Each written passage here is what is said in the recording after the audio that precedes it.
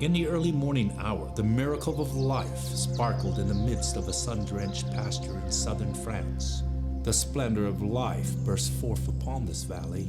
Throughout its meadow there was a joy worth living. 2 children with the splendor of the sun and moon were seen playing in the distance. One, with a wooden sword pointing it to the clouds, commanded the eternal day to unfold. Pleasing was their presence before heaven, for the little girl had in her heart all the bird songs which she heard in the trees, and the little boy had all the expansion of the blue sky that he saw above. Indeed, like the flowers in this meadow, the blossoming of all sweet souls entertain a sanctuary of treasures that would draw one into the presence of joy, a joy that was whole.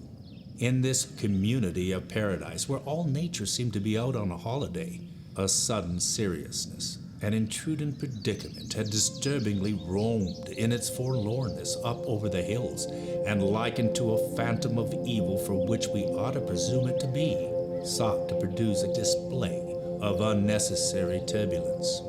As it was the only shadow in the scene, we may reckon that we listen in for this story, that it may be told. Our king has made his decision that I may find you. What a cute white camel you ride. It's not a white camel. It's one of the king's white stallions. You've come far up this emerald green valley with your white camel. I can see clearly that it's the will of your heart that has made you love me. Nothing of logic could have taught her how deep he was her friend, or how far she had yet to climb to make him think of her in the same character. Everybody loves you, but I came to save you. Then you better save me fast. There's a flying dragon that wants to steal me away. Don't go. Tell your father that you're scared of the sea. I can't lie to him. I've never lied. But I don't want to leave you. I'll detest going to school abroad. I'll die if I leave you. Their future life, the possible life premeditated by their parents and which was to be brought upon them thenceforth, although constructed to be radiant and full of aspirations, filled their thoughts with a trembling fear of anxiety, an infinite phantom's abyss. In front of them the certainty of an inevitable pressing forward adulthood, behind them the magical wonderland of a child. What would become of their flame? And above all, why must she go? In retaliation to despair, the little girl remembered a tale that had always struck her as an intrigue. She had previously conveyed to him a story that her mother had shared with her some 2 years ago before her demise. Her mother had sincere sentiments for a certain tomb in a graveyard, of which she purported to be the monument of a buried saint. The tomb of 99 wishes was considered and fabled by her to have inspired higher entities of the spiritual realm to grant favors. The needed essentials to make the wish hold true was denial of doubt, resistance to fear of the supernatural, a full night's contemplation of prayer on the stone, which invokes divine consolation with the guardian keeper of this vault. Although the little children had not comprehended all the rules set forth, their station of endearment would soon validate those concerns. And so it was, bless their hearts, the children were instantly absorbed with the absolute of the legacy. In fact, to these children, the first glance at this opportunity, which already knew itself as the occasion, was now like the dawn of the sky. Prolifically, like all of us, they are the children of God, and of which in such the presence fail not their faces, to illuminate an extra measure of shining upon every star in the evening ahead. Nevertheless, a painful tremor was in their hearts, but yet, with their mission half won, there was the rekindling inspiration of a confirmed hope, which fuses this emotional mystery made up of all the innocence of the present and of all the passion for the future. Their prayers would have gone on to great lengths, but for a natural intervention. They plainly got sleepy. In these moments afterwards, all was as still and as silent as it had been before their heart's intrusion on this stone.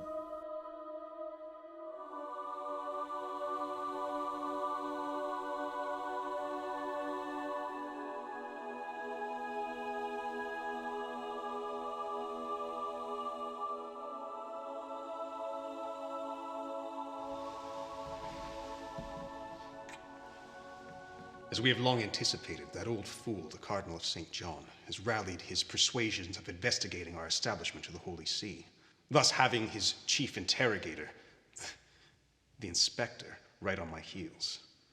Do not worry, my loyal friend. If it came to an arraignment, I myself will present your case to the Holy See. Contingent that you are reprieved, there's bound to be some vindication. The cloister will reinstate that you are acting as a soldier of the cross. But with a legal license, he's invading our holy realm. He's provoking in the cause that I, the accused, must suffer the death penalty. Yes.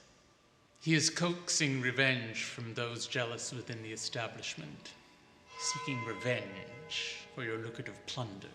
However, you forget that my influence, along with that of our dear friend Cardinal Vumia's, is not a thing to take lightly. Christian war monks like you, of military solidarity, are of paramount priority. We should make your case into one of the heroes. Perhaps even one day, one of a saint. Leaving that big joke to the devil, am I to hear you correctly, Your Eminence? Are you sure not to compromise your share of the wealth by bringing Vumia on board? It's no coincidence that Cardinal Vumia would support our cause. He is known for some time of your hoarding the Eastern confiscation, so we will speak no further of dividing my share only. However, speak more of this investigator of the church. Let it suffice you to know I was given a reliable account of his vindictive thirst as an esteemed guardian of justice. However, he has not placed his popularity upon us by holding up that transparent shield of justice, for which 2 of our lesser brothers have been implicated in charges which now face me. They are not you, nor are they valiant heroes of the cross. You have that in distinction of them. Also, you have 2 superiors that Satan himself fears. At which turn of events will our proctor of the ecclesiastical court apprehend this vicious prosecutor of the cardinal and sentence him for persecuting me, who has become his prey. He should charge yonder prosecutor as a snake, who with self-righteous tongue means to steal away from every crusader of the cross his symbol of dignity. Archbishop Malice, our influence is more than a court card on your side. After all, we are men of credential who are empowered to fight the indefensible. Our identities alone will censor the decision. It had been an affirming dialogue shared between 2 high-stationed men of the cloth, neither one of their tarnished halos altogether shining bright, eagerly sharing secrets provoked and withheld. Indeed, 2 dastardly men of a shared panic-sickened consciousness who were brought together by an allegiance of an evil sort, and while consoled in the pledging to uphold their own prosperity for a better future, they had long since forgiven themselves of 2 unpardonable sins, that they should have never gone to war to murder their brothers in the first place, and they should have never stolen from the slain what was not theirs.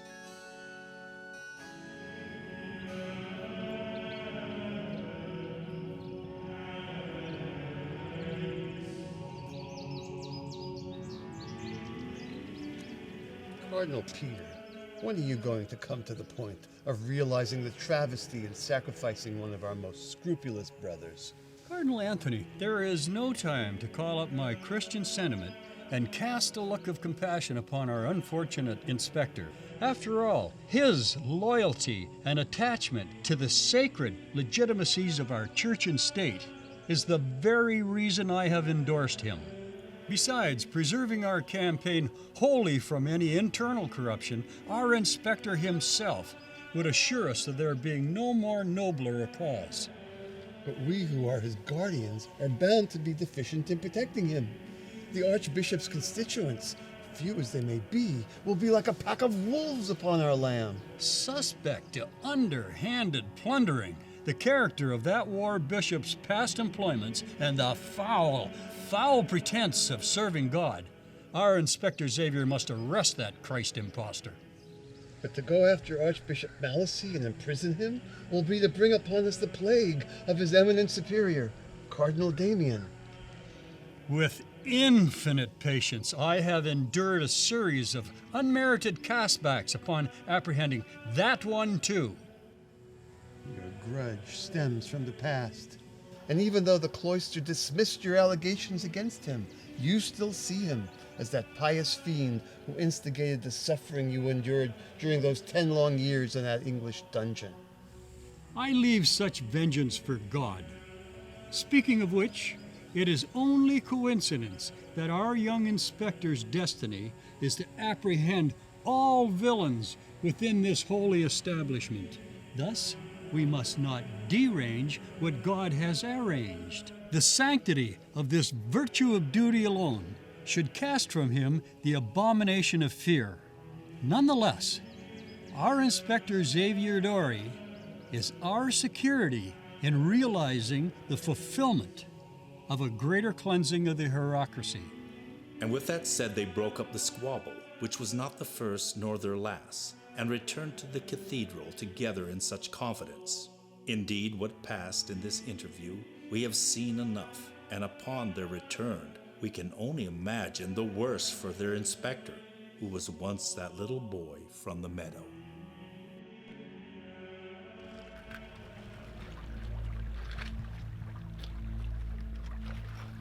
The year is 1812. The church has a servant and the nation a puppet.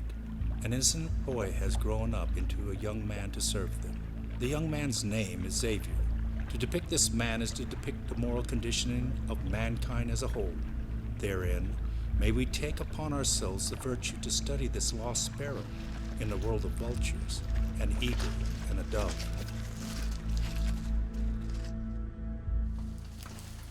My Excellency, Archbishop Malizet, as you requested. Very well, Gaston, thank you.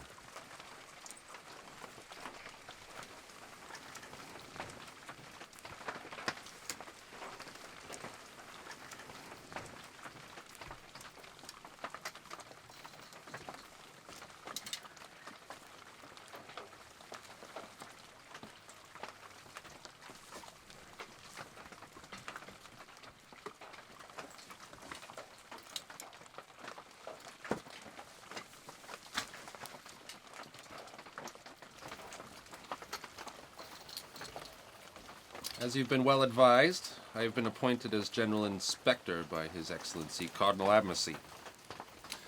And though my new station of authority has left me in jeopardy with the jealousy wicked of the establishment, know that it is as a martyr above these priests of corruption that my sole allegiance stands with my cardinal's purposeful agenda of the papacy's restoration. Perhaps from an orthodox point of view we might examine this Monsignor, whom is acclaimed the Inspector General of the Cardinal, is chief and righteous prosecutor of the Church.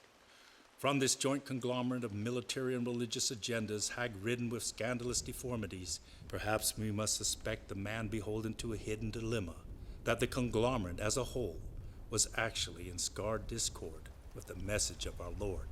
Hence, consistent with upholding the absurd paradox right through the ages, where the Old Testament vices are in conflict with the New Testament virtues, that tangled, misconstrued paradox, eye for an eye, tooth for a tooth, in contrast with turn the other cheek. He could not clearly see the difference of the latter's resolve in magnificence. With these complications and assets of his personality brought to our attention, may we now pass on to the worst of saintly impostors. Although known as a man of charm and high station, the Archbishop seemed more a man of arrogance than a man of humility, sitting there at the examining table of reprehensible deception, assessing the situation of this bold figure who had the audacity to bring him in for an interrogation. Suppose I, along with other superiors of the cloister, would rather endorse your personage to a different station, postponing what your cardinal has already qualified. Our resolution would really rather have you censoring our borders from unethical religions which would encroach and defile her. In this decree, we would only ask that the staff in your hand be a firm enough grasp to lay its full weight and measure upon the heathen of God, scourging and burning them as many as best suit our directive. Then, and only then, Monseigneur, shall I and the majority of other superiors judge your position responsible, giving your foolery of absence its full pleasure of license.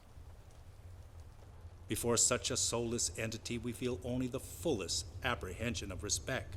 Why he would instigate this station of persecution demanded of his constituent are secrets of an inferior faith known only in the tomb, where souls decompose wholly toward the worst. Monsignor Dory, you do intend to remain an investigating agency of the Cardinal for long, do you? I shall not be here except for the rule of justice. Though since your last deplorable statement, I'd first considered myself a Catholic judge, and then a servant to its people. After examining many of the elders within the cloister, and now presently you, War Bishop, my opinion stands reversed. Come now, Inspector. You are most certainly aware that the installation of your eminent position by the Cardinal has not had a happy effect on the senior members of this establishment. Honestly, Inspector, do you expect from us of infallible personages to endure even the least insult on our reputations? Suggestively, it's better suited for your career's longevity, as well as your old age expectations, to stay in mutual mediation with at least one other esteemed elder. Perhaps indirectly and discreetly me, rather than all alone with just one cardinal. I could not guess your reason I would turn to you, Archbishop Malice, though to the significance of your disclosure, I do understand that it is their prescribed sin to persecute me. The bishop smirked upon the cardinal's inspector like as if he too was much in favor of the cloister's contention as he spoke. You, Archbishop, an ex-war bishop, who has been so full of greed, so many years to every mark of obsession, it is your fate now to be under arrest for withholding a substantial portion of a Mid-Eastern confiscation. Without doubt, your destructive and carefree nature of past pillaging and plundering have the tables turned on you now, as only a comic lesson of grand providence can do.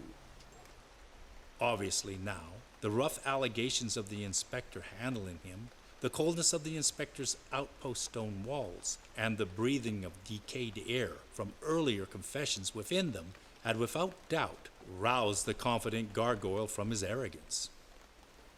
Chief Inspector Dory, the crown of thorns should be your symbol. Such persistent self-righteous behavior is an erroneous plea for martyrdom without sainthood. However admirable you may think your grand station of examiner may be, know full well that this disposition that you entertain for yourself, along with the concurrence of insinuating marks against our monarch, have put you on trial with this sacred establishment's officiating elders. I have nothing to hide. It was my service to Bonaparte during the Battle of Wagram against the Austrian Empire that had fostered impressions of remorse upon my conscience. Being then impulsive, I was hypocritically naive within my youthful years, to the effect of spreading throughout Europe our country's principles through the ideology of this iron-handed conqueror. At that time, I only believed a calculable future of prosperity would result for France. This ongoing war with England and the rumored speculation of a threat of warfare with Russia had again disenchanted my theological ideology for peace and goodwill. Am I to personally hear the resonance of treason in your voice? It is simply your folly not to understand that the existence of such an undisputed monarch is indispensable to waging the Church's holy war. Inasmuch as affecting an air of stubborn ambition, while profiting by the additional immunities found only in plundering other nations, this ex-war bishop's reckless indifference of the commandments was, however, prevalently held in the highest regard by the ancient diocese, influentially powerful throughout the western regions. Upholding to their excessive want of dominion, it was obvious that his ascent by the pillars of the Vatican had been made possible. Bonaparte has forced the Spanish king to yield his sovereignty and placed his own brother on the throne of Spain. Through his victorious triumphs, he is the virtual master of the continent. All over Europe, Bonaparte has set his relatives upon the throne. His brother-in-law Murat is now the king of Naples. Bernadotte now the crown ruler of Sweden. Louis Bonaparte, the sovereign ruler of Holland. In due respect to our armies, yes, Prussia was humiliated, but in her humiliation she is now breeding a newfound patriotism. And indeed, Italy was compelled to cease civil war, but in that, she for the first time has tasted unity, that of which may later only prove to create severe consequences for France. How dare you fear Bonaparte's ambition? Have you forgotten your vows of loyalty to the Church? After all, is it not our own supreme excellency and holiness, Pope Pius VII, who placed the crown of France upon his head, making him emperor? After all, the sacred consecration of this vested intercourse is deemed by the Vatican in parallel to the lifeblood of his inevitable political objectives. Your insubordination may be due to your naivete in understanding the internal ordained works of the Vatican, and its sister counterpart, the governmental state of affairs, those of which are so necessarily one body working hand in hand. All of Europe has but yet to realize that Bonaparte's true crowning glory is soon to be attained at last. Unknown to Europe, at his bequest, Bonaparte has secured an annulment of his marriage to Josephine from his Holy Excellency. As you most likely know, Bonaparte will soon be wed to Mary Louise, daughter of the Emperor of Austria. Do you not comprehend the ramifications of the underlying network of Austria's economic structure, which are congenial to our cause? Misguided and assuming wretch. 'Tis an evil thing to announce this divorce as a precursor to progress, but a far worse sin to sanctify the annulment of marriage by blessing it. Amongst the greed-ridden and unprincipled men of whom the hierarchy of the church and nation included way too many, our inspector may, however, be distinguished from them once more. He was indeed different from those superiors, as he knew not how to veil those vices of hypocrisy, nor could he assume on his exterior personage the fanaticism of imperialism, which he internally despised. Monk, your rebellious tongue has finally outrun your discretion. Your antagonism against the monarch, and now the Pope, are again unwarranted, and pronounces an air of being deliberately provoking to my ears. Obvious as I am now personally made a witness, you remain adamant still in your oppositions. Can you ascertain that we will not tolerate your resolution against the monarch, least of all his eminence? You, more than anyone, must realize that the proctor of the ecclesiastical court has pronounced you as one blinded in this matter, and will certainly convince you of your error, if need be, by the cloister's influential methods. Insomuch as I have forewarned you, I should abandon you to your fate. Your esteemed adversaries deem to persuade you into obedience, which will be sure to remedy this annoying conflict once and for all. Trials like these move rapidly forward when the proctor is coerced of the sentience beforehand. With this reveal, one would have expected the bishop should have made off, back to his basilica's attic like a bat, and plunge himself into a hole. How aptly this threat described his confidence of the cloister's propensity to safeguard one of Satan's favorite bastards. Monsignor Dori, if I am again degraded or ridiculed by your allegations, my remarkable patience shall equal my resolving contempt, and you will hasten to end your own life by death, rather than seek help from one petty cardinal. Obviously, the cloister's kangaroo court, from this exclusive inner circle's shadow to its outmost despicable ring of shady deception and underhanded corruption, was with unanimous decision before the light of day. If it pleases you, my lord, appease my mind as to when my litigation was brought before the court of His Holy Excellency. The Holy Proctor's conjuncture with its legal ramifications. Was that made after the possessed monkey was sentenced to burn at the stake?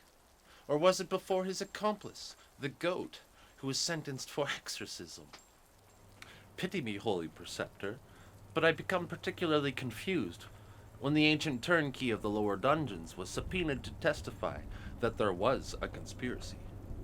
You audacious upstart! Abandon your skepticism, as it only projects itself with indignation from the threshold of your own ignorance! There are certain agitations which stir up the bottom of a marshy moat, and by which make clouds of mud rise in the murky water. This kind turned over the hot coals of hell within the old demon. Indeed, the passages of these words of bold sarcasm was never meant to escape the director of prelates. How dare you measure my words in that insolent manner? Having thus unmasked your singular intention to cast repudiation upon your elder constituents, spare us your reprehensible array of insults.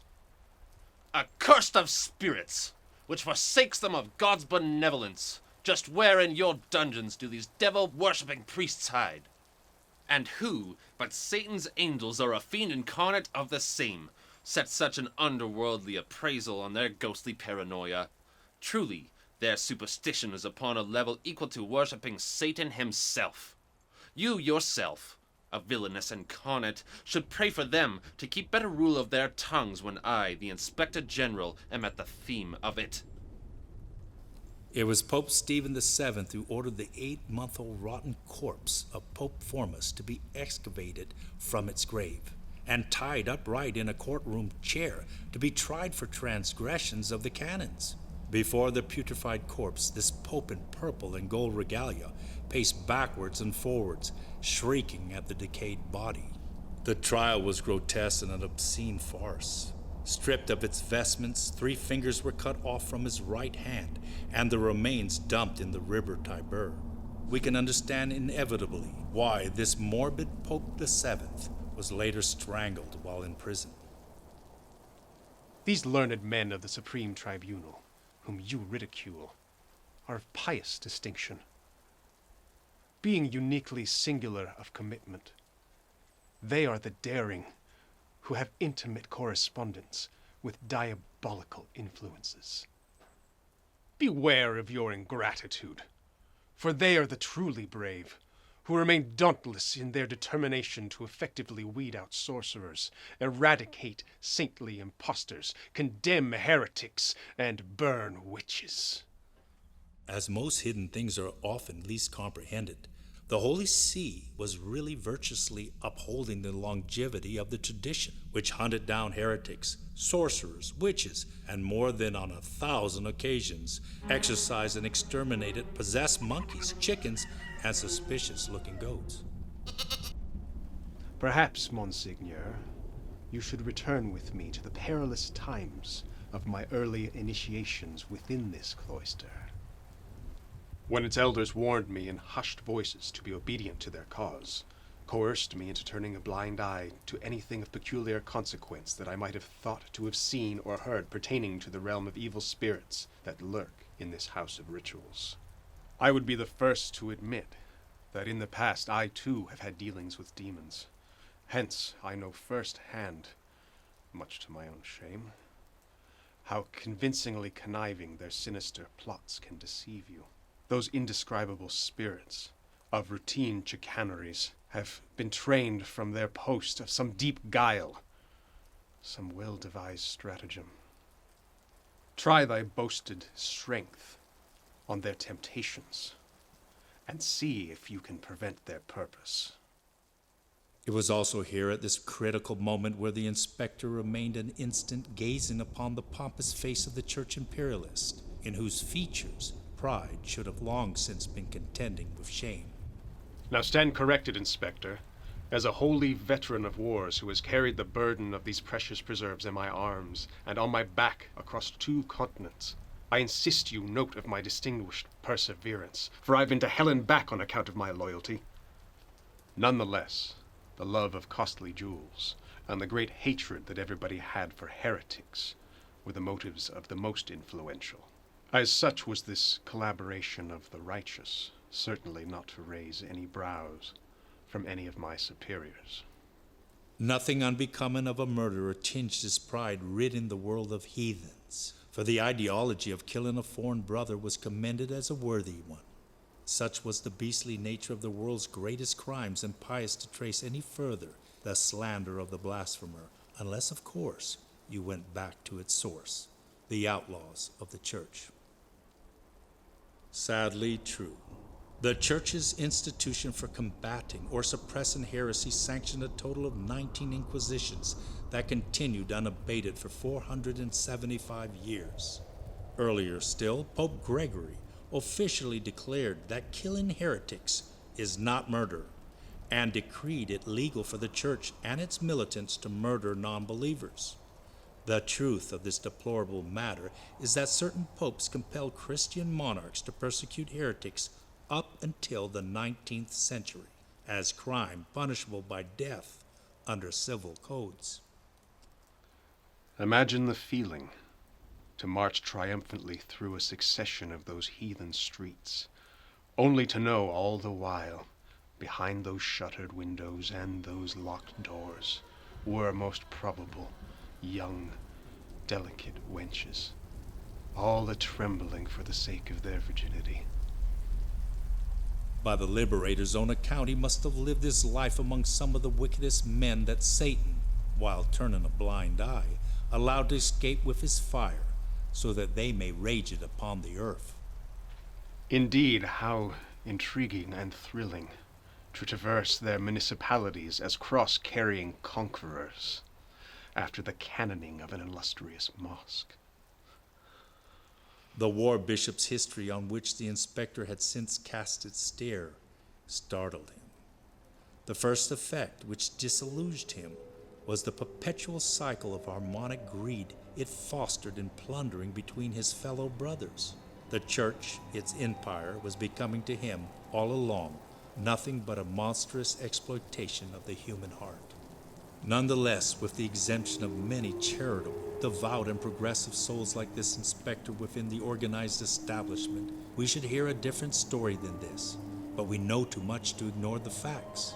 Prevalent through the past, as universal history reveals, are the heinous records of religious and state authorities' vested embrace that have accounted for enormous, consequential travesties. Now only you can confirm this for me. And you may well imagine how confounded my cardinal shall be to hear that someone so mischievous and hostile lies beneath that basilica's roof.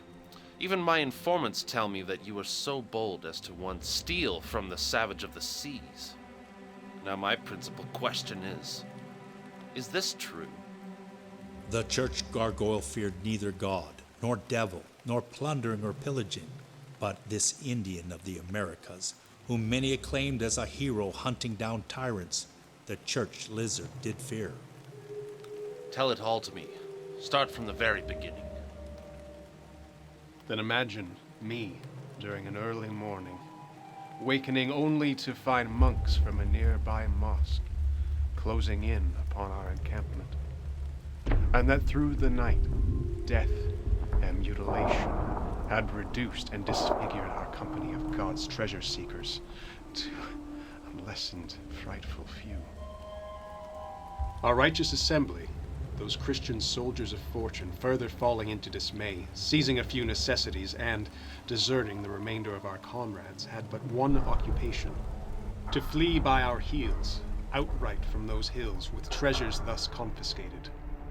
Realistically, who could blame me that through my facilitations of this prearranged, though hastened departure, it would immediately become our parting policy that self-preservation no longer be checked by such foolhardy allegiances? I can see it all now. With adversaries more easily resisted than your prosperity, the greed motive detracted nothing from the bravery of your actions. Here you were, therefore, a trespasser on foreign soil, the name of the province you wished to leave anonymous, while even then you were most likely so ill acquainted with your own campaign of plundering that you knew not in which direction to further pillage, to the north or to the south. The alert of a formidable altercation being sudden, you had scurried forth, without guilt, no less orders. Our Pope's mandate struck from your consciousness in your hastened departure, your vow of allegiance as the least of your memories. You had no companions but your deadly pack of hyenas, no real weapon but your self-acclaimed station of piety, and the devil the largest of jewels in your sacramental pouch. In short, you were for the entire world like one of those marauders, with whom so-called liberators as yourselves have made us acquainted in their righteously noble but truly licentious tales. Inspector Xavier Dory, without disparaging your earnestness in your duties to your cardinal, might we now suspect the hand of God in the success of the trust reposed in me, to confiscate and deliver those rare treasures from the heathen? A decisively prideful excuse, critical for every Inquisition's proclamation. His redundant remarks, always the Christ compromise, were made with a kind of melancholy composure to that of a politician. With the cloister's approval out of contention, I was able to proceed.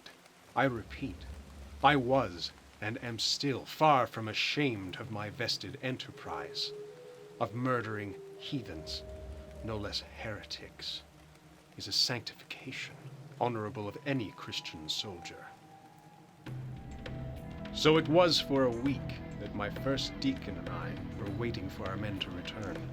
A dreadfully worn-out journey with 1,000 perils that had already laid far behind us. And sure, if there were ever any curse to behold, it had culminated to a peak that very late hour, when only one soldier finally arrived. More surprisingly, allegations now fell on us without a token of reservation, much to the critical discernment of the last barbarian, whom I had thought to be my once trusted bodyguard. Indeed, in the critical moment on that morning, he took counsel less of me, his own superior, than of his instincts. From the scope of things, I had expected a series of his severe and unrepressed blows to commence on my excellence of flesh at any moment, and my personage in the midst of this last warrior was strategically not reassuring in the least. Imagine this one quarreling with me like a crying baby, saying we had deserted them, only using them for profit and glory. Indeed, unresolved was this untimely affair. A ridiculous accusation alleged at us, and worst, insinuated from a man we once trusted, would surely have gone on to great length but for an alarming intervention. Indeed, it was out of the inlet's forest a stranger of priority contention must have come. There he was, at least, a vulgarly menacing savage, one who was greatly known and most dreaded in fable, and there he stood amidst us as if in 1,000 rebellious forms, consigned by his own vendetta into one diabolical immensity. There was now indeed in this inlet 3 soldiers with the sword of the cross, another of the arena like a gladiator, invincible. Thus this decree of peril was not easy to measure at the time, and you, Inspector, should not be inclined to think now that any of this predicament is at all exaggerated. With a broad axe on his shoulder, looking auspiciously accommodating now at our confiscated loot which was just at his feet, I had indeed journeyed forth out of one rude zone of a conspiracy, where the curse of desertion might be more easily remedied, to a regrettable zone of remorse, that of the arena.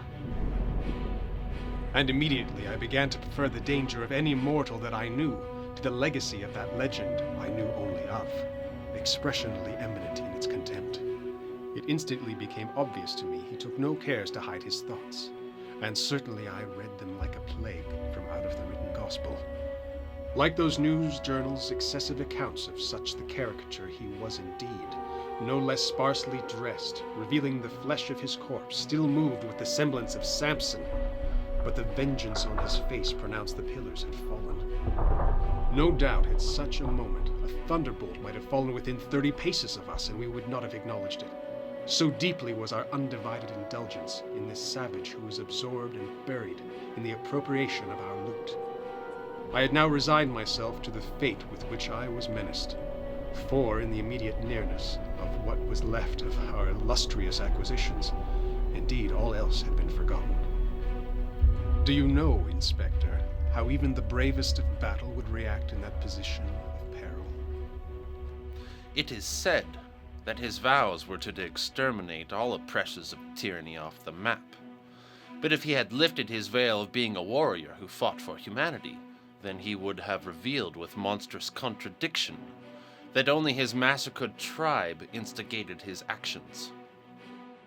While neither reserved nor select of Christian etiquette, It was obvious that the savage had always lived up to his vows well in the past too, with not so much of a whimper, just rebellious hints of indifference indicated by excessive use of axe and great sword. So, that being the case, you may have some latitude for your fears. But we should be frank and make a clean breast of it. This intriguing figure that you saw, did you truly recognize it as him who lived his life solely as the great avenger? Although it went so quick, and the beast was so doubled up, I would swear on your cardinal's Bible that it was indeed he who stalks, and is that very tyrant hunter. Mankind's instincts under these circumstances are neither slow to think, nor dull to perceive the obvious connections. An executioner's axe on his shoulders, an authoritative sword of a master buckled to waist, and the confidence of a predator stalking were surely, plainly, the legend's advertisement. Seeing one telltale sign after another, and taking into account your Inquisition's ransacking, pillaging, and plundering tradition, it must surely had come strongly to your mind that the stalker of autocrats had since been eliminating your men one by one during the night, leaving them in ruin by his assailing vindictiveness. This was surely that opposing rival's design that I soon had reason to regret. I see that you, Monseigneur, must have read this dismal story as a child, and yet still you are unimpressed by this tale of this renegade, indeed. Rough and impetuous as a Tyrannosaurus Rex, where only instinctual force was to be apprehended, it stooped over doubled as it made its gait hideous, perhaps from the weight of the axe it held, or the burden of a greatly tormented past. Given the candid stalk of an immense predator, but unlike any carnivore that I had ever witnessed, the lagoon's bestial custodian had since went on its prehistoric course from one warrior to another, as it charged. Perhaps it was the impeccable instinct, personified by years of obedient soldiering, but to any of these credentials and in any circumstance, I drew my sacredly blessed pistol, and holding it with consecrated aim, though he, this American tribesman, was with great heat bearing down upon me, while I simultaneously squeezed off its trigger. And wouldn't you curse it, that as its hammer fell, there was neither flash nor sound. Its priming was in default, with too long an exposure of moisture from the sea. We can only imagine that the bishops, bound as if with no gravity, had beheld an Olympian dexterity for sprints of the shorter classification, to the form and agility of which only the greatest of cowards could ever achieve. It was indeed a parting admission, survival being no longer checked by the reverent decorum of a Christian soldier. No doubt he must have cursed the saints for their neglect, and recalled him to the memory of repriming all his weapons. Then he would surely not have been as he is now, a handicapped sheep fleeing before this butcher. This hastened departure shed further embarrassment upon the bishop, attaching an inconceivable insult to the afternoon's confession.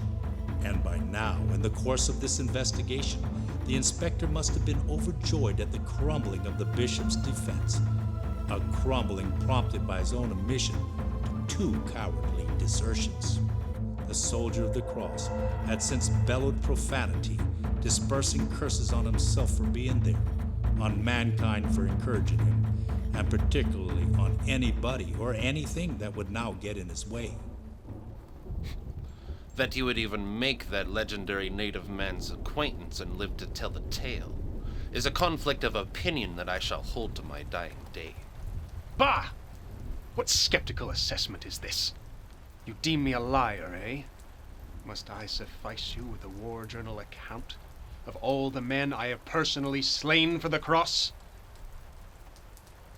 But it was not heresy that instigated a 35-year crusade against the Cathars, where in this period of Christian history hundreds of thousands of people were butchered and most of France made desolate. It was that the papacy demanded revenues of their land. Historians estimate a result of this devastation caused by this particular Catholic Inquisition that 500 towns were wiped off the map. Also, the ruthless, brutal militia of Jesus Christ in the 13th century, labeled by the general populace as the throat cutters, was an established force of 500,000 troops who descended on unarmed folk who certainly experienced the papal hierarchy of religion was fostered not by pious men of integrity, but by demonic entities who thought to reign their land. Is that it? Is that all you have to say for that vault, full of what you call a few trinkets? Now, Inspector, you speak of those deeds as a liberator for which I fought so hard should be cast away into oblivion. How little you of prudish contrariety understand the language of compensations, Inspector. Now, as a bargain of bribes, the serpent indeed tried to do some shady, underhanded bartering with the cardinal's very own emissary, hoping to entice him by offering a wholesale worth of indulgences, to gratify his whims lustfully and to lavish on him the cloister's eccentricities, all of which went beyond an altogether unreasonable extent. My dear extortionist, fling that bone to the big dogs. Your confessions of the confiscation held prudently legitimate are packed with lies, least abominations. And hence, such the deception have long since become the great art of the conglomerate, by giving a catastrophe such as your crusades is to merely furnish your conglomerate's own appearance to the whole world with the skylight of heaven. May you be buried with it. Come now, Inspector. You sound as though you have committed your words for my eulogy. Wherewithal the ill-stricken gargoyle sat before him with a peculiar crucifixion on his face, in all his shameful regalia, overburdened with the lost dignity of being an impostor of the Christ. As for the inspector, as calm and assured as if he was presently attending the man's funeral. And what of the stalker of tyrants, whom as a child watched his family and tribe get massacred by the British of New France, leaving him an orphan? For what future vindications would equal the miseries of his mind? Historical drama as a whole sheds its precarious light on man's conflicting struggle with such the adversary, while admirably sympathizing with the bold ones who take such matters into their hands. What is appealingly important to the meek and those broken-hearted is when a man proclaimed as a warrior of the downtrodden had reached his last effort, being surely exasperated, he finally then realized he had become the very thing he despised. It is in this context we may say, with each passing confrontation one encounters in this world, a wise and courageous soul, clinging still to the earth through virtue, already wishing to touch heaven through holiness, sets off to find itself in full. From the sun suspended like a candle in the sky dome of heaven, such an emerged soul has since conquered himself, as a higher dispensation has revealed to this one that the only real war was the war within.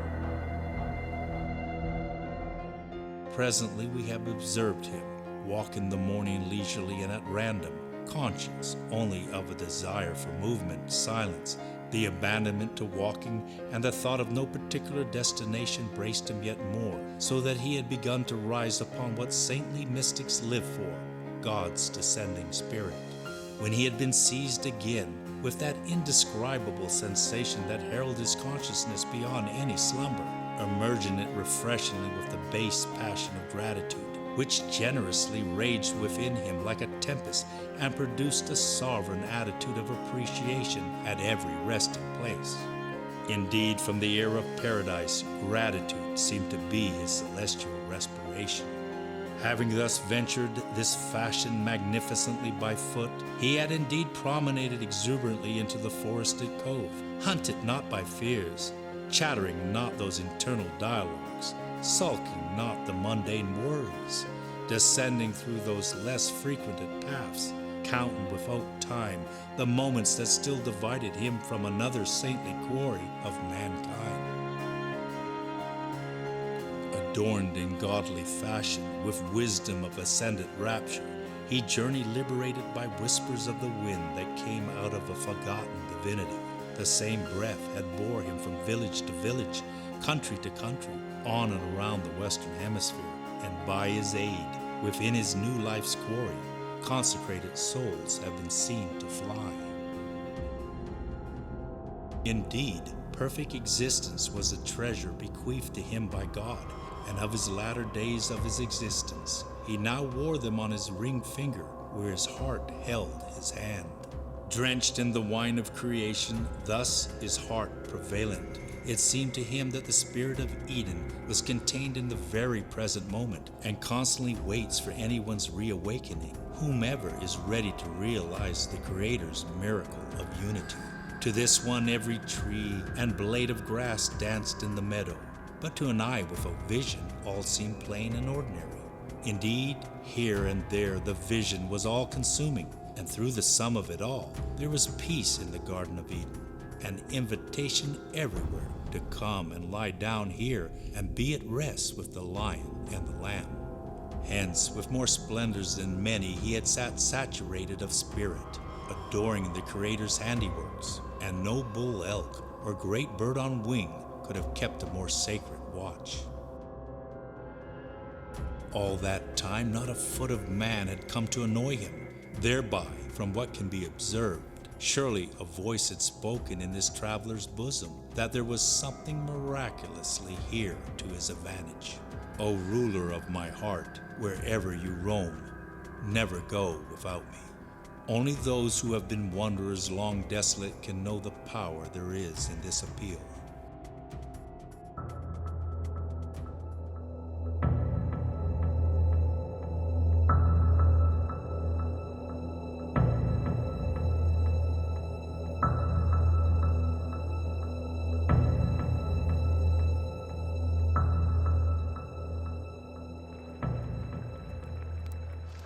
What have we here? A homeless migrant?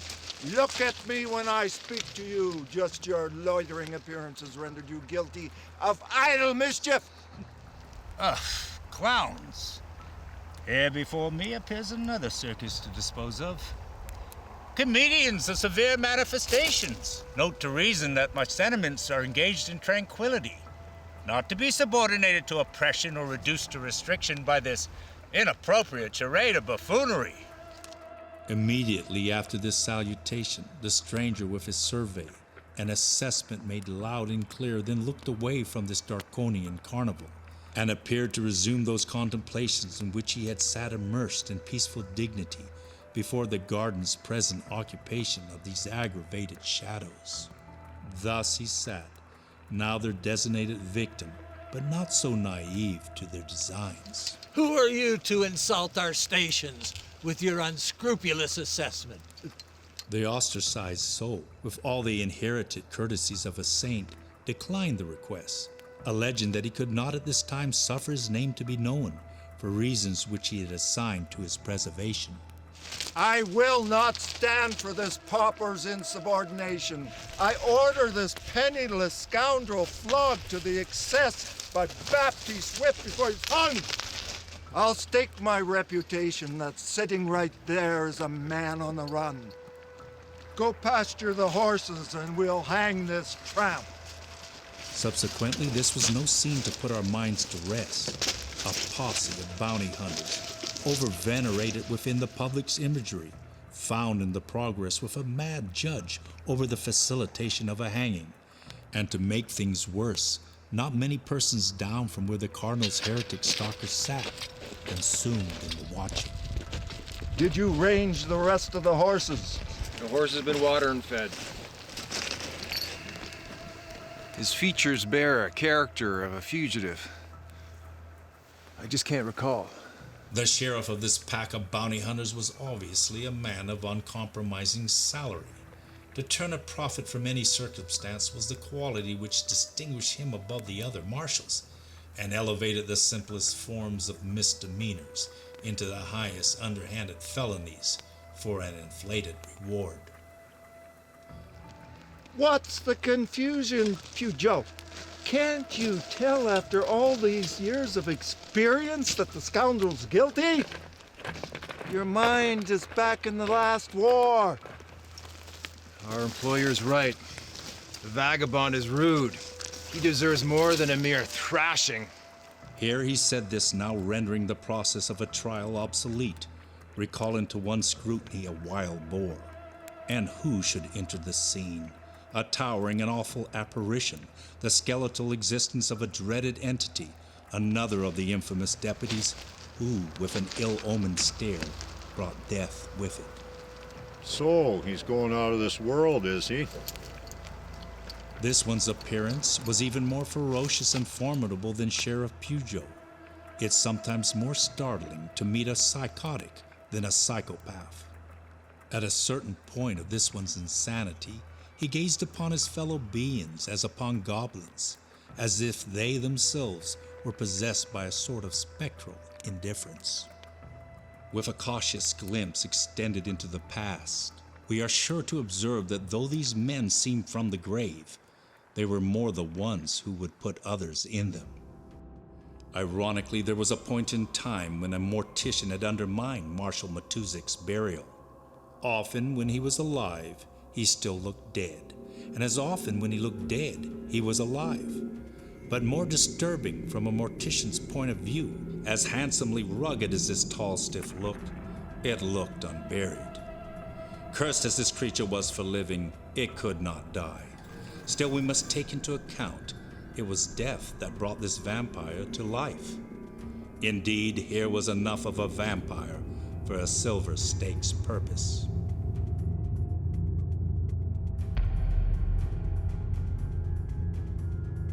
What's the delay? Shackle the scoundrel and I'll flog him. With cruelty a matter of routine, Deputy Jobs was redundant in his anticipating tradition. Of these grisly arts of flogging and hanging, he never left one out. Those who confess nothing under the sun will surely confess to me in the dawning of the twilight. One could say Deputy Jobs was indeed a vampire, yet most would observe he was abroad by day. With the least patience, he had been a tarnished tin star shining only in the twilight, stretching out a coil of rope, preserving its sacrilege for anyone it might take life. It had been for this nocturnal creature never a singular exception to sneak from under the eye of the sun to hang a sacrificial offering on a nearby tree.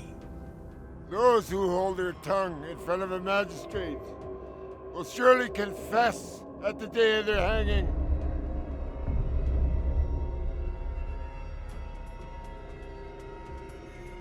Marshal Pujo, a tall menace of a man, a great connoisseur of hangings, a pretty faithful servant of the guillotine, was the chief of his master's fraction. Upon a hanging judge's endorsement, he was the warden of the law. A captive of the magistrate's prejudices, his manners were of the old regime, his habits of the prehistoric. Most times this constable could be viewed throwing a temper tantrum while brandishing his cat of nine tails. We can be sure he had taken to both those peculiarities during the riot years at a West Indian sugar plantation, where he was commissioned to restore the establishment. And we ought to know that the captain's whipping wall was his favorite place for scourging his motley crew when he was once a common pirate from down there too. Such was his way, where he announced that he enjoyed torturing a man's soul just as much as seeing flesh rip open from the lashes he made. It was a peculiar intrigue of his, as well as a sadistic pastime, for the fiendishly hateful fellow seemed to rejoice in mutilating a body as much as crippling a man's mind too. From the magistrate downward, his employees, or should we say bounty hunters, were notorious in the region for desperate means of incarceration. Deputies of the law that were reputed as notorious marshals, the most severe of their kind, all fit associates of the judicial system, embarking together without remorse to their profession to apprehend non-conforming entities who dodged the war, no matter the concurrent repercussions of any true religion. Hence, binding their persecutions very tight about their masters' prejudices, they were a hand-picked posse of consequence, and thus were told that their acts of oppression simply came with the benefits of the job. You must understand that always they went out with a bullwhip under one arm and a noose under the other, of which such punitive accessories darkened a major portion of their stories. Indeed, as certain as there were these tarnished tin stars in this foul posse, Magistrate DeClaw was the overall residing chief executioner of this legal vendetta. Lit by the light of a dying day and by the absence of a departed soul, night had fallen on this shadow, if we could depict the abysmal source of life in this entity. Though he was not actually yet a phantom, we could be sure he was no longer a man. He had under the veil of justice something of death, that of the grave. Besides the knack for commonly expressing his bigotry, one thing betrayed him even worse before his constituents, and that was his face. In fact, one might have said that the burden of being a hanging judge, its delusion, anxiety, and misery dominated his countenance and resulted with permanency upon his face.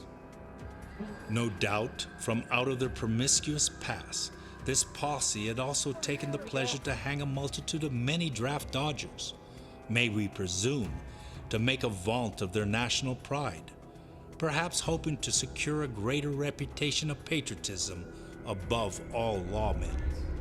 From the candidly stark appearance of personifying schoolyard bullies, we may even conceive they, as youths, must have wanted the same notoriety personifying their adult lives, careers boasting the title, undertakers of the law. Dormant but not dead, all these headhunters had the touch of competition, a measure, no matter how perverse, for the cheers and the blood of the arena. Indeed, they were the living proof that justice herself, not just Oslam's, has her original characters. Thus, being a lawless gang of a hanging judge, we are apt to conclude irresponsible gunslingers of Western America might offer the figure of their preponderating station of reckless abandonment. In reality, these legalized vigilantes of justice were rather more the outlaws themselves than the greater of their prey. Perhaps we should be easier on all of them. After all, it was this little lofty world that had invented the necessity of this job and then rewarded them handsomely by the absurdity of it. Must I endeavor to my dutiful station of the law, all by my lonesome? Marshal Matuzik seemed to share his employer's frustration, but being dead, even this magistrate should have to ask the question, is it lawful? A lawful man of justice would have to ask questions. The corpse, with the appearance that lacked nothing but a burial, asked itself none. It only stared. We would sooner you beat him into the courtesy of a submission rather than bear further installments of his obstinacy. Theatrical demons of hard-hearted scorn. Since you remain there, cursed by the mask of your melodramatics, I find you all of tragic character, that not even one of you can perceive that such is the nuisance of your obnoxious role-playing. Long since over. You'll have your bonus on top of the bounty, but first, lynch this forest raven! Stand fast. Abstain from the persecution of that man. Unless this wayfaring heathen presents a stronger case of his heresy, then let no man among you decide his fate. Why is the high priest only now bringing in his rule of authority? Regarding the station of this powerful and solemn figure, the mob, desperate as they were, bore back from the man who carried death in a single verdict, and it seemed as if terror of this commission was now to be administered before them. Do any of you doubt that I am the cardinal's eyes of all France, of all investigations? Do any of you dare argue with what I know of the law, of interrogation or jurisdiction? Pronounce your name, trade, and origin, wayfarer, and then we'll advance appropriately to the preference of your religion. Inspector Dory, I pay you a compliment. Your own trade of deceptions are most artfully conducted. But in your disguise, I might understand you to be a soldier or a monk, an investigating agent of a worn fraction, or a Puritan of righteous indignation. Or is it an ambitious exhibit of schizophrenia that has you rallying upon all your performances, as if hoping to bring into the spectacle of our vision the ultimate woman? It was obvious up till now that the inspector had assumed that there was no greater occupation than his. Monsignor Doré, noble inspector from the court of the good cardinal. Why, permit this man to insult you with his insane machinations. It only serves to harbor resentment towards you and our superiors. Major General, in seeing your personage through that notorious masquerade of medals permits me to imagine in you every infirmity known to the Christ. For our Lord's sake, must you look so sharp, the murderer? Surely by now, sir, you would have grown nauseated, playing such pranks upon your true identity.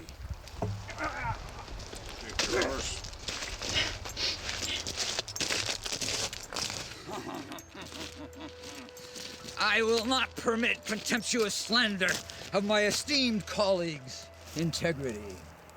Least mine, voiced to my ears, standing with integrity to all. You, sir, have warranted your demise. My humility will not serve to carry me lower. This obtrusive one has insulted us all. And me, an honored, decorated soldier of war? Well, Lacaste, in due respect to my station, sheath your sword, sir. And you other judicial agents, who, save your vocation, seem all the more lawless, adhere to my directive. Not one drop of blood from this oddly defiant wayfarer shall be spilled before my sanction. And unless his verses of acclamations be discerned as heresy, then you will allow this one to further his speech. Pray forgive this seeming impertinence, your gracious excellency. This commoner is but a highwayman who slanders all our oaths.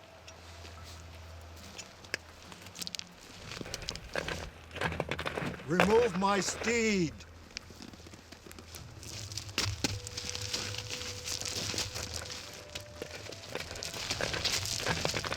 Upon my word, your holy excellency, I ask your pardon, but this matter lies between me and this region. Is that not so? And what security do you have to defend your position? Are you to stake your reason against such a reputation as mine? One effort will I make to save thee, but beware of ingratitude. For indeed, I touch not heretics, except with a torch. And if I am again ridiculed by your slander, then my vengeance shall equal my brotherly compassion. Monsieur Doré, left alone residing in the desert of your ego, the profession it has chose for you has left you bone dry of life's celebration. As it is for now, one blade of grass makes for you a meadow. 2 blades in a week's journey, an oasis. A lone prairie flower, your own is shade. And if you, war monk of persecution, were to come to a forest, there would be no more evidence of timber left to be found than those stakes you used to burn your heretics as an offering for those righteously indignant masters. It seems you would provide some diversion to me on this most gloomy day, to have the Monsignor toast you and your religion on one of his fiery spits. It matters not who this insolent wretch is. It's the indifference he displays of our commissions. Why has his oral abuse, long since tolerated, not manifest a torch in spite of his religion?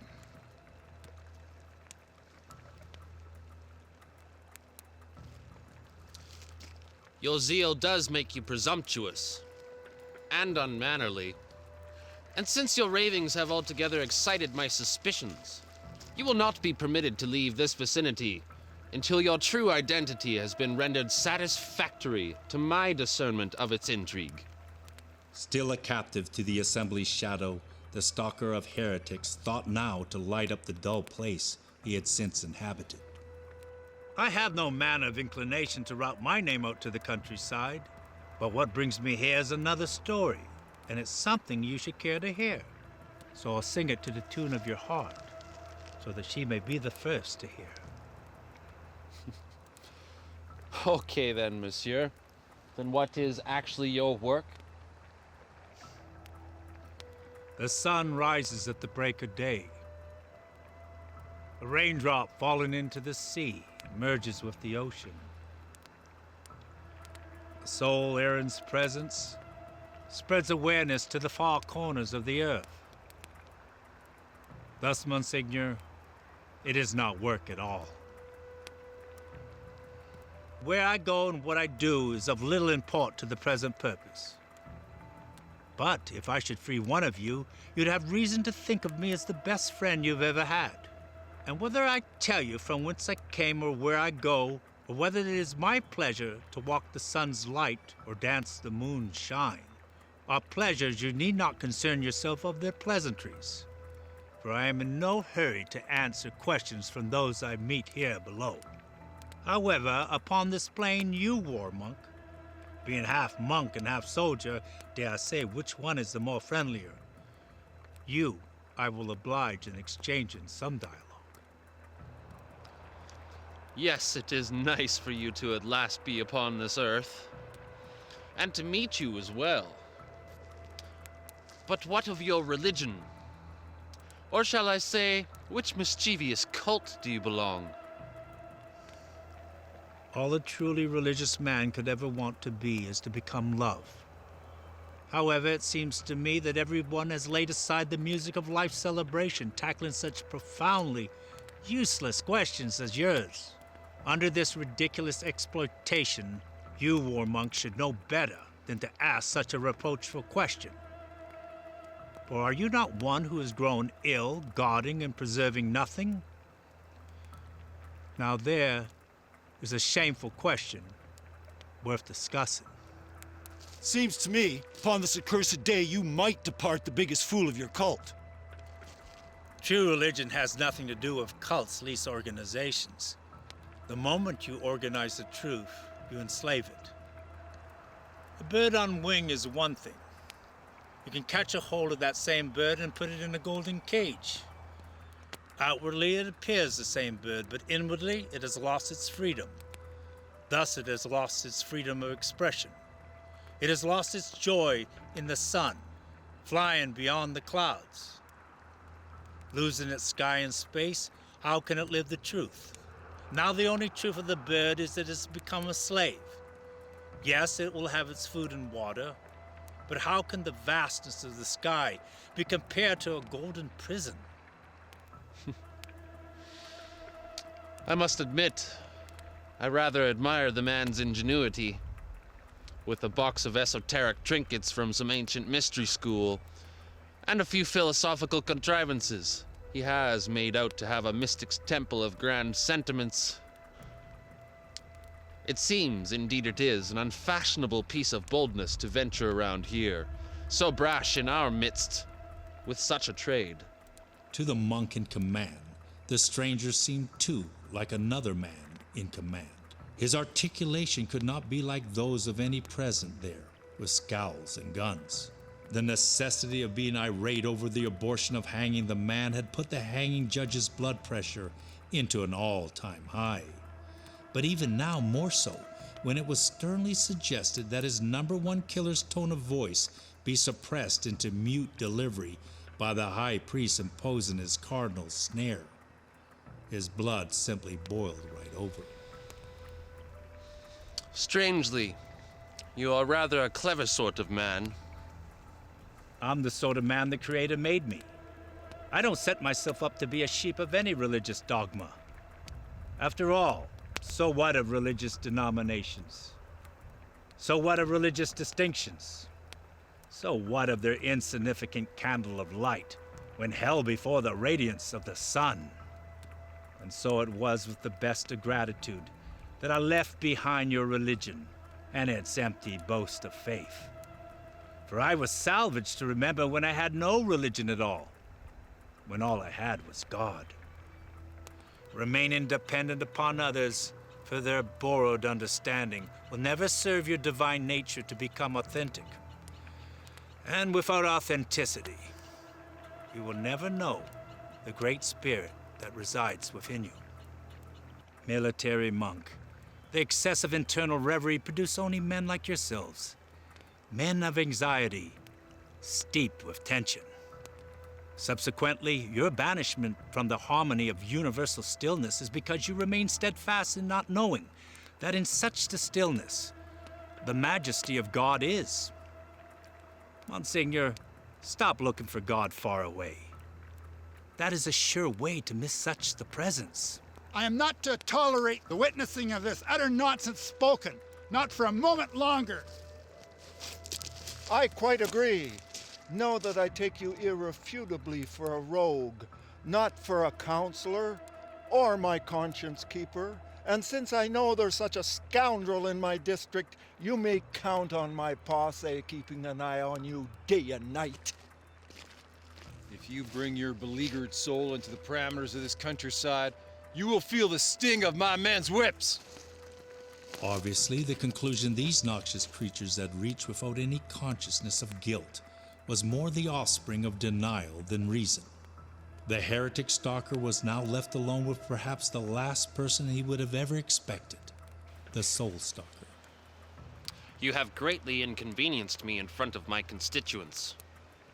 Therefore, if you linger here much longer in this countryside, I shall find some astounding way for you to depart from even your shadow. The path you took in here shall serve for your departure. Now, when I leave, I expect you to be up and gone.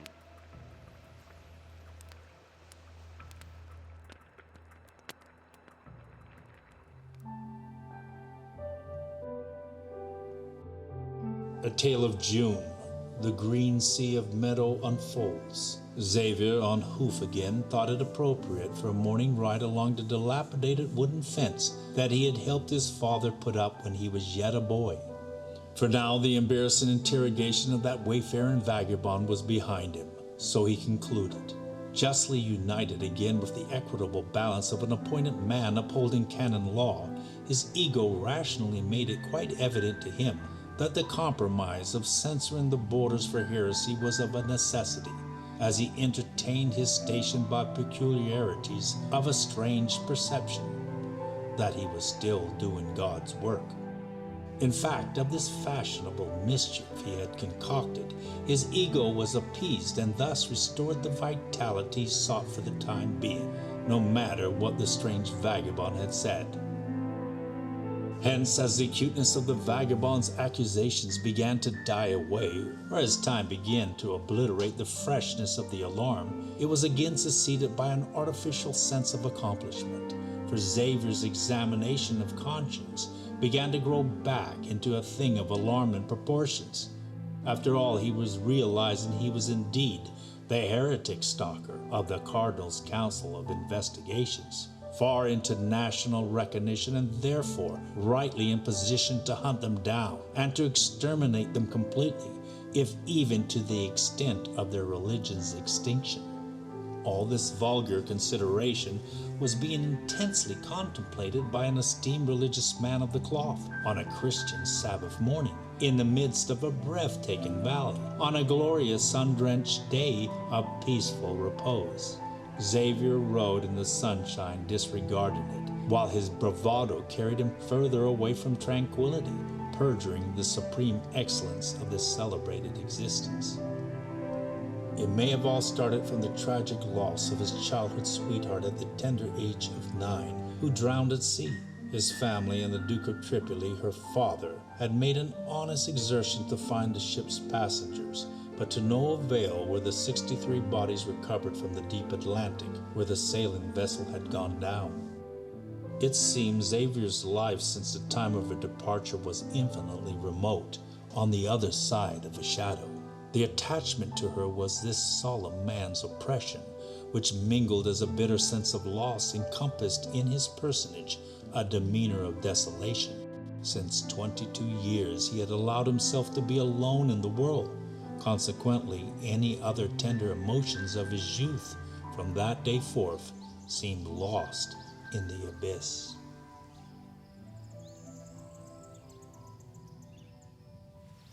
Mademoiselle, would you move your horse from the path? Whether she had been blown in onto the meadow by the wind, or had simply floated down by a cloud, no mere human could tell, for she did not seem disposed to answer the superficial. And there was something besides in her countenance and stature that put a stop to all questioning. In fact, she seemed to have come out of nowhere, save on the condition of ruling there. Monsieur, know that in the skies where I fly, angelic hosts speak of our re-encounter, though you ride in the lowest threshold of existence, and therefore in the most dangerous valleys, among the righteously defiled, amidst the triumphant tyranny of Christian imperialists. Why this persecution? Perhaps it was his lifetime of lies. It will be remembered that the entire scene could be seen from the window of heaven. After all, he was in a church military coat, of course, and a mighty fine in its decadence. But we could not avoid to shudder when we think how little that those medals and that sword would avail him if he were caught and flung into a casket and dumped in a hole, an instigator of men's torments, a rebel to the Christ, and obviously a condemned murderer of men. You call those credentials? I consider those vices an abominable joke. The cardinal's inspector in him was struck by these disagreeable words and requested the speaker to take notice of his eminent reputation, that he was of the cardinal's agency, a charge of delegated diplomacy which the disturbed state of the country had imposed upon him, and which he would gladly support if it need be by the payment of his life. He was about thus far with it when his spirit very much overcame with a sense of realization and shunned the stupidity of it. You know of no courage but what belongs to the sword, no bounty or virtue but that deemed worthy by a church? I tell thee, foolish monk of rule, that you are famished of heart, absent of life, and bloody of hand. It is from that eternal sphere that I have descended upon this chase, to exploit your audacious pride and reclaim your heart's longing. For there are no other options for your soul than for me to fall from the sky. For the other servant who has sent me hither now demands your presence.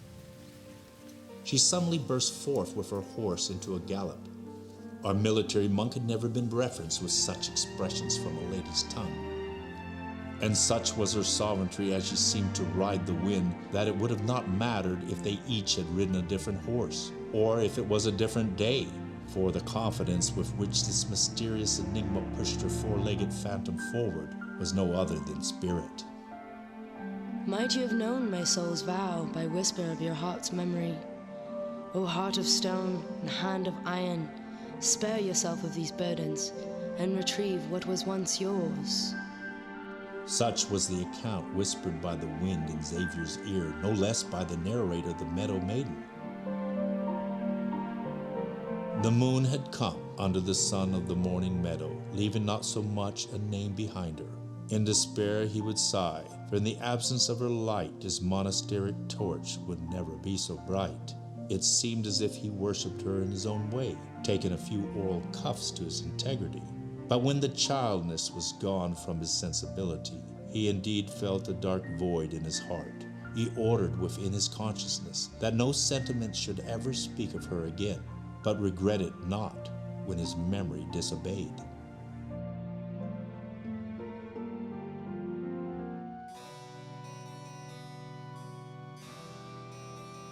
No one was quite sure who belonged to the cloister, since nearly all its members denied its existence. But everyone knew who did not belong. Before us, we may gaze upon one of its more dreadful members, of whose popularity was with the vengeful, and thus had long since established the absolute demise of his personal integrity.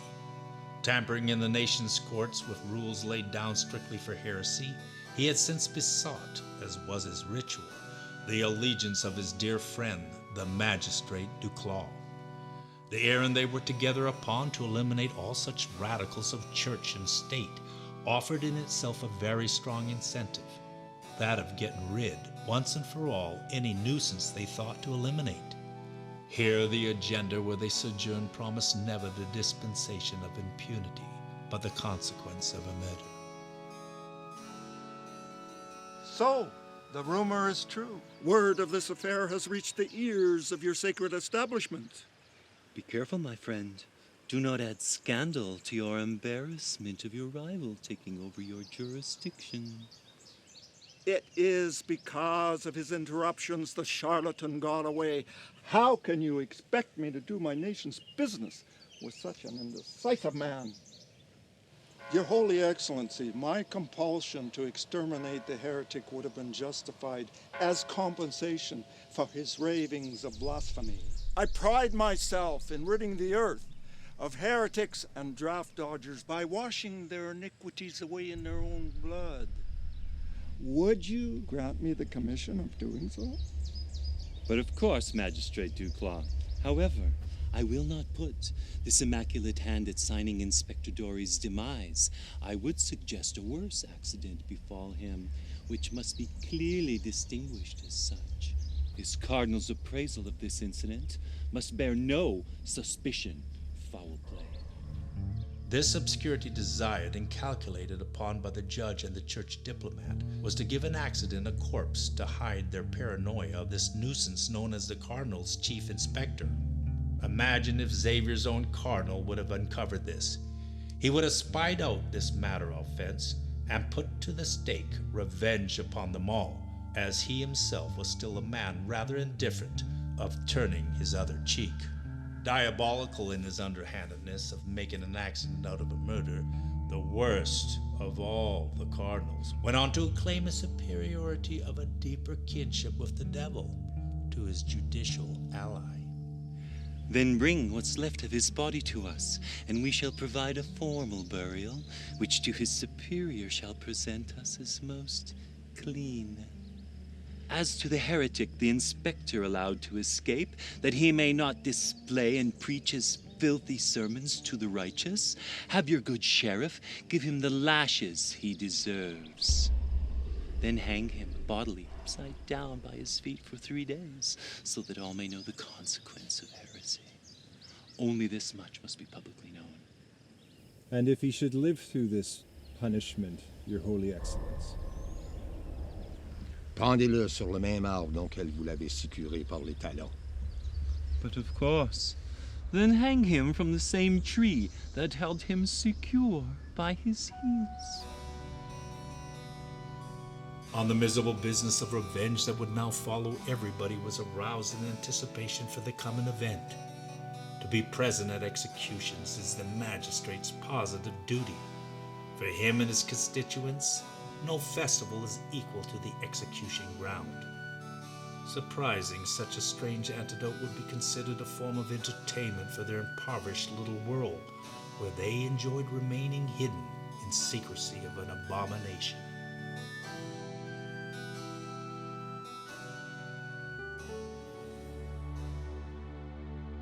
As Xavier rode onwards, he came upon a place where an old adventure lay, and though the sight was of a childhood enchantment, it seemed the furthest destination conceivable to his mind, and thus, being sentimental in remembrance, it was for Xavier a harbor for the soul.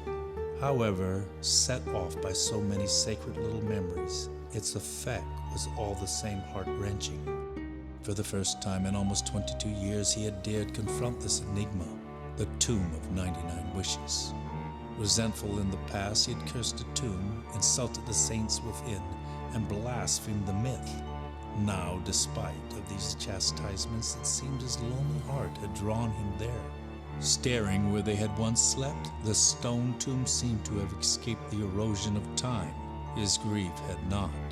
Just as the engraved inscription on the tombstone read, the tomb of 99 wishes. His soul's little one was also engraved in his memory. He felt empty and affirmed it on that slippery descent of self-pity, of which a man plagued by old sorrows and recent contradictions, there is no rest except exhaustion. Not in vain did this man turn his head upward, for there, in the sad darkness of his humbleness, a multitude of angelical voices spoke softly in the heavens, and what repentance he had forgotten to say, they completed.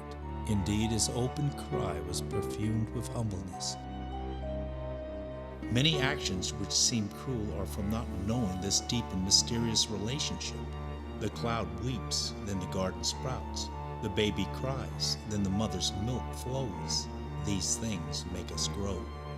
At the time, it was impossible for Xavier to be struck with this mystery. Obviously, he was overborne with self-pity, and perhaps we too should be passionate not for Xavier alone, but for the sons and daughters of mankind. Although Xavier could never depict the darkness upon his soul during this fleshly journey, love has been here all along, which I dare say is eternal. From this ageless summit of love, there is an eternal promise to our souls, never to relinquish the love of her, hence affording everyone a pretext for discovering their divinity.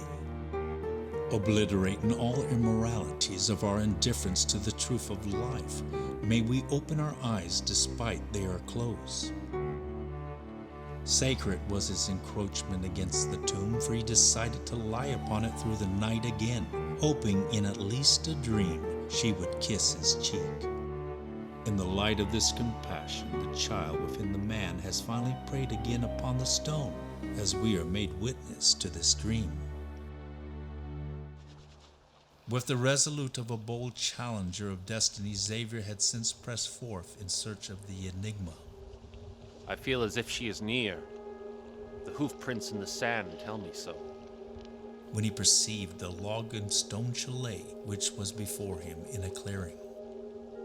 And if she was not convinced of my authority before, then surely now she shall be convinced of my glory.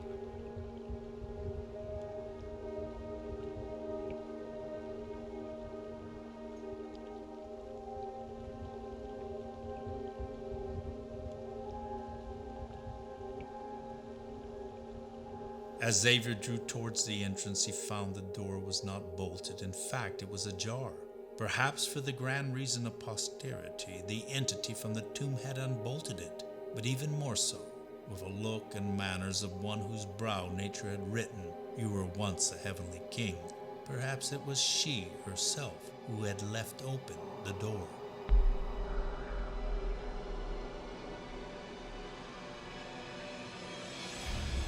Luckiest of men, Xavier. A friendly counsel. Do not betray love.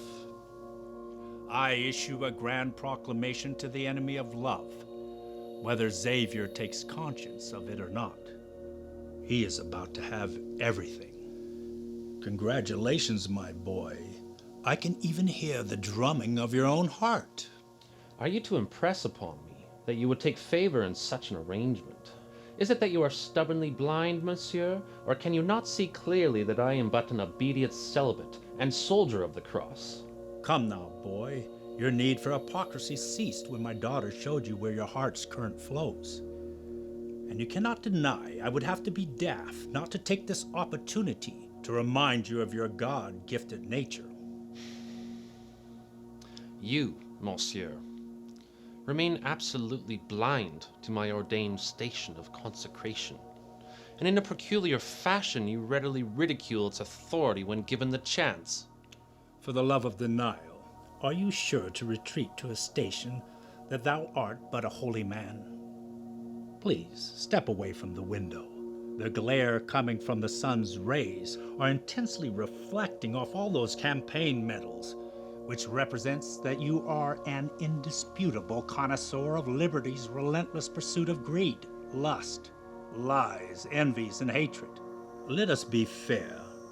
It is not my fault that their annoying reflections is a severe cause of my blindness to your righteous and most holy profession.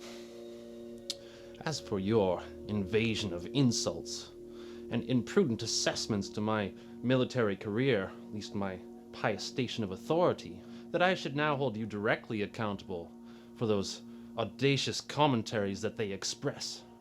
They contain within them more than a condemned man's insult of blasphemy. As I do not pray to be admitted into the mystery of your forlorn career, be not offended that I ridicule the costume that you wear. Why are you so obstinate into being tricked into thinking that it is you who is speaking? Since you have dressed well for a contest of madness, you cannot plead rightly that you are of Christ. War monk, since all your acting has amounted to an unlucrative expenditure of waste, why not toss the disguise and remain naked before God in the absolute?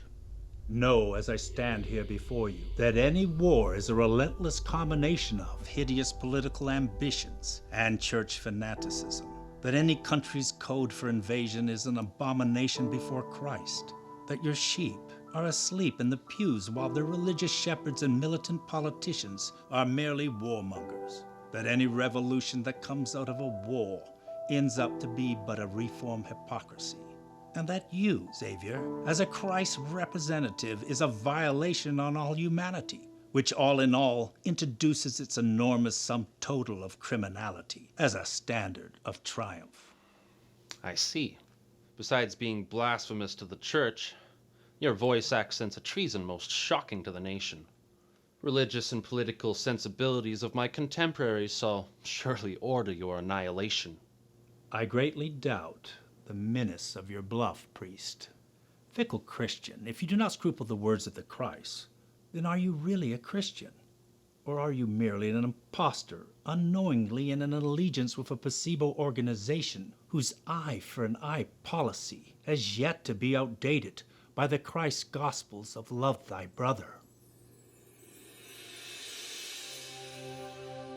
Like the wild daisies that dance to the breeze's melody along a footpath, the difference of race and color are nothing less than the variegated beauty of flowers, all coexisting in harmony on this earthly garden. If they were all of the same variety, would it not become quite common to the eye? Does the rose not open its heart, lending her fragrance to any passerby without discrimination?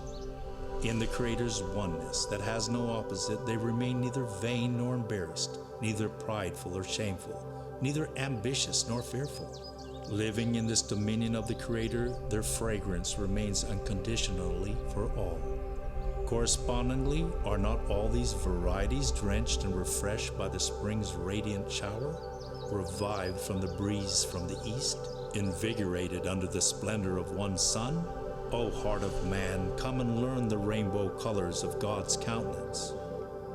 Flowers have no arguments. They are simply there dancing silently in the love of creation. It does not matter whether it is a rose, a carnation, or a wild daisy. The only thing that matters is that it blossoms into its totality. Whatever has been hidden of them has become reality. Wherewithal, when you realize that you too are adorned in this garden's pageantry, such the fragrance will bring an immaculate blossoming as you have returned anointed in the perfume of creation. There is an eternal presence, an infinite power, and a prolifically beneficent intelligence that is love.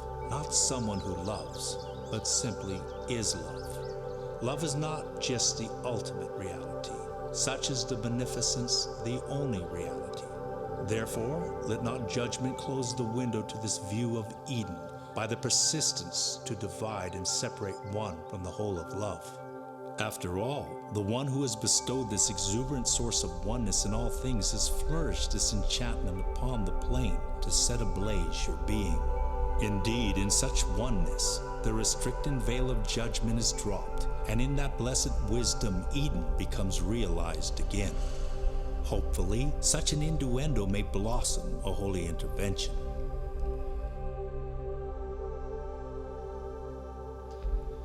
What insinuations has this heathen impressed upon me? How comes it then that under his shield of the cross, that he has made me out to be heathen? Well, whoever you are, monsieur, so far, you only seem to see the devil in me. Forgive me, dear child, I have forgotten my hospitable courtesies. Come hither. for there is surely a reservation of your seat.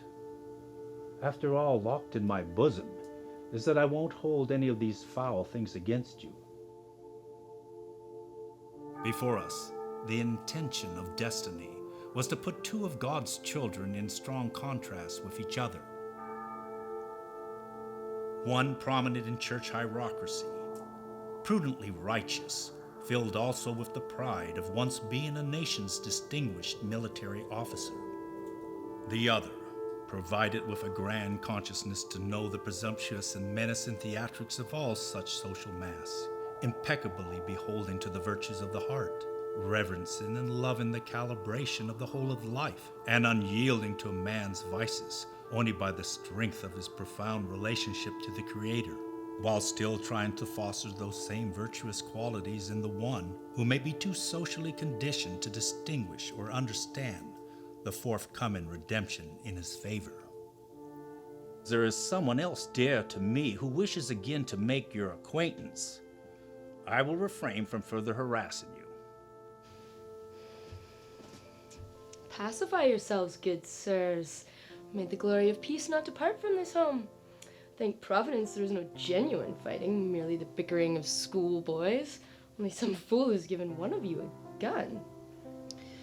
Forgive my interruption, Father, but while you have surely reverenced this man with such ungracious language in hopes to free him from the pitfalls of the religious dogma to which he is so dangerously acquainted, may we please relax in harmony?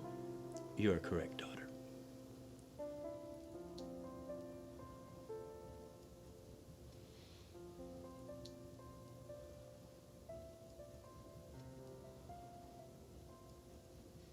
You know, it astounds me as well as fascinates me how you would keep such a rare antiquity as an ornament on your wall.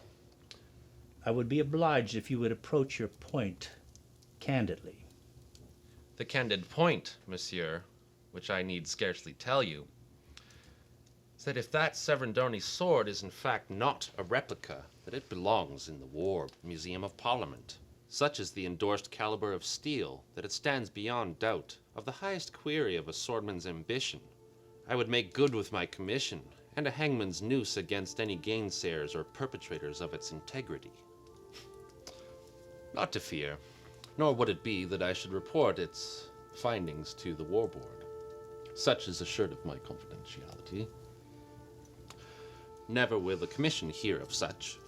Still, however, even if the rare circumstance availed itself that you were a peddler or merchant and had found it in a spoil of war, it would be your best interest and certainly one's obligation to the men who fought so gallantly to have turned it in, sir. Do as my cardinal himself would bid you. Go on straight ahead with your story of how you obtained it, and do not go off into curves or detours, for proof after proof is needed, or if we are to establish a straight road back for its confiscation. Are you now not of reluctant anxiety to profit from this relic? In fact, I should employ the legal constraints of any sale with the personal satisfaction of its confiscation. My, oh my, enough is enough. Let my father's buccaneer sword alone. It is not a wise thing for the cardinal's wolf or any deputy dogs of the law to ever meddle with. Over insolent one. Painful is the vulgarity needed to converse with a loving one so ignorantly arrogant that I yield my spiritual abode. Your annoying utterances are to be trod down, as your sacrilegious gibberish is a personal discomfort to my ears. As I shall now be forced to light a torch, while my history will blow out your candle. Those confounded ornaments of which you speak so highly of are only there as a remorseful reminder to myself that I too was an ignorant warmongering entity. And though I stalked heinous tyrants, hoping to obliterate all their dissenting forms of racial prejudice, remained it yet an imbecile, a despicable barbarian who bathed himself with the consolation of their tears and blood. Forget the existing corruption that I fought against. I was yet still an inferior being who wore the blood-stained cloak of a liberator, and who found hate and revenge my solace for the men who despised the color of my skin. And like you, hidebound war monk, I laid siege upon this plain as I thought myself nobly vindicated by reason of action, the pursuit of equality for the humankind. Your boast is your intimate historical knowledge of this Servandonian sword. Yet in your distorted little world, you'd never imagine that this old man that's seated before you was once his aspiring protege, and that very sword was once his. Indeed, after my mother's massacre, the Mother Superior of a Quebec convent who adopted me, cultured me in 3 languages through my boyhood years. However, this tutelage did not happen without an exchange of privilege for my consent, that the man who loved her, Francois Servandoni, would also educate me in his art of the sword. I now realize who you are, or should I say who you once were. You are he, still alive, still breathing the life of a legend. You are that fugitive warrior whose fame is widely known, not only in New France, but throughout the highway of the seas. And indeed, the minute I landed at the military academy, I heard of so many of your exploits that my heart at once told me you were the man I ought to be. Do tell, dear sir, are you not the Indian of the Americas? Are you not the savage of the seas, Manhaika? Your disguise of being a penniless rogue all these years after has truly been a tavern keeper's tale. You were marked for mortification, from an abandoned child of massacre to a slave in captivity. Nonetheless, your insurrection was indeed a moral phenomenon. Classifying any murderous conduct as something heroically noble is as ancient as sin. Shall I hand down this cursed disgrace to humanity, exonerated by the way it pierces flesh? Now, we shall not talk about this mischief any longer, for I shall not bind another man to the mischief I once had become. Father, please, just tell him who he truly is. Accordingly, in each one of us, we have a secret blossoming, which should have never, ever become a secret at all. The great ancientness of your self-identity has been pushed aside until all has been forgotten, because we are all grand spirits trying to learn to live in the flesh. We again come upon this plane of existence through the cycle of death and rebirth. Unfortunately, every time we re-enter this fleshly plane of survival, we are misled to forget our divinity. Awakening from our spiritual amnesia, of course, will be a great challenge, but will surely be a mystical treatise with God. Though esoteric in its nature, there are, in fact, Christian mystics of my faith that do believe that we are spirits in the flesh. Do not escape realizing this. It is the greatest phenomenon in the whole of creation. It is a process of an emerging realization of your true identity. Once you discover you're not accidental to existence, once you discover that you are existence itself, life takes a tremendous leap into creation. The dignity, the beauty, and the glory of mankind in full relationship with the Creator are the blossoms of an evolved consciousness. It is the authenticity of being which has become the myth in these unscrupulous times. We are the church, the career, the country, the soldier, the preacher, the scholar, the pupil, the tribe, and out of these things we derive who we think we are. Indeed, the collective mind of the multitude wears a mask. It is imposed from the outside. It has no interior definition of its essential being. This masquerading has become the habitual definition of who you think you are. Your ego, Xavier, is derived from others, and it depends on others to bear witness as to who you are, during which the ego needs society to exist, and thus, caught in the web of exchange, needs society's approval. Meanwhile, because of this, your true potentiality remains untapped, while you wear the many masks for the collective crowd's acceptance.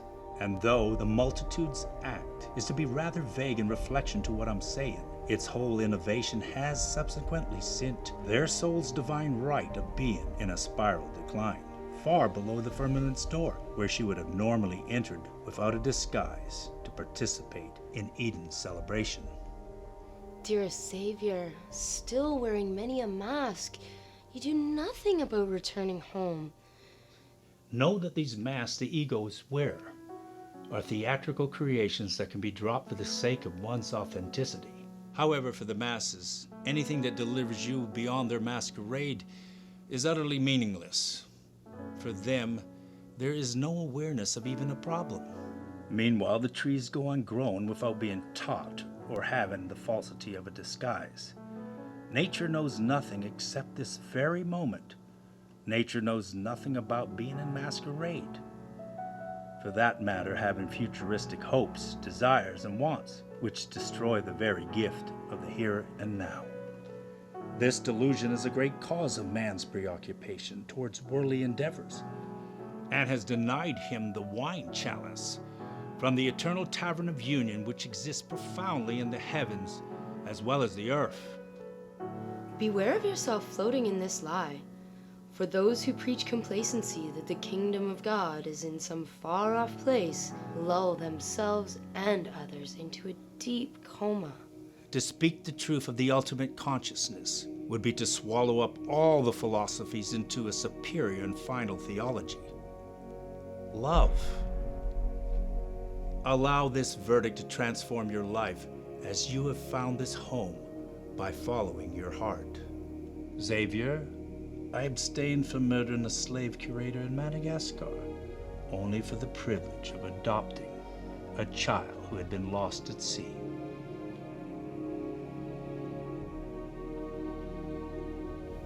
I was found adrift, floating at sea on a plank. Have you come across this emerald sea on your white camel?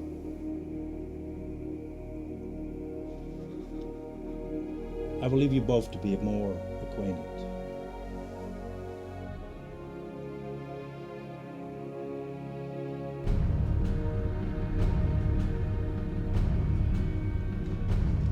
I dare say lesser personages should enter the servants' store.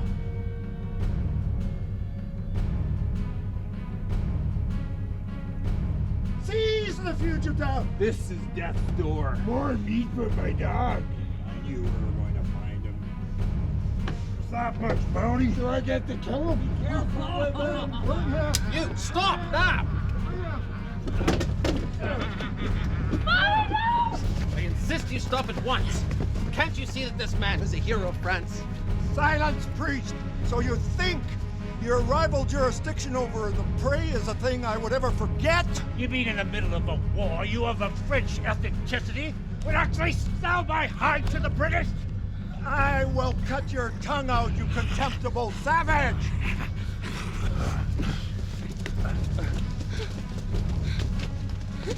So you thought to rid this world of tyranny? Gentlemen, we will make a fine profit from his staff. As long as I'm alive, you shall never see that profit. In this nightmare of madness, I promise you both will come out of it unharmed. Remove this primitive for execution! No.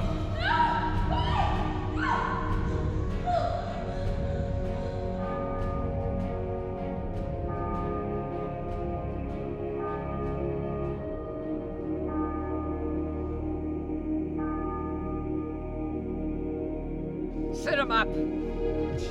Since you are worth as much dead or alive, we won't burden ourselves with your existence. You infatuated war creature. The stench of your breath will truly be my last punishment. I now, sir, deliver you to hell.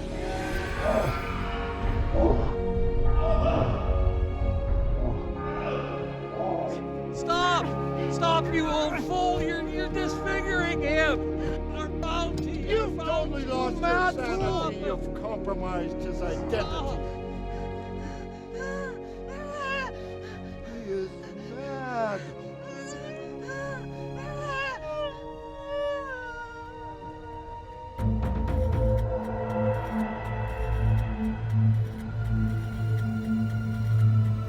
He ruined the bounty. We have more business to do.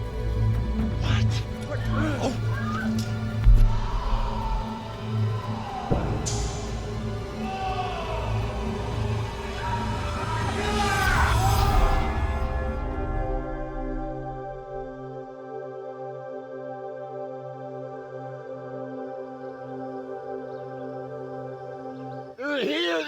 banquet, children. Your daughter and Xavier are on this slab of stone. Are they all right?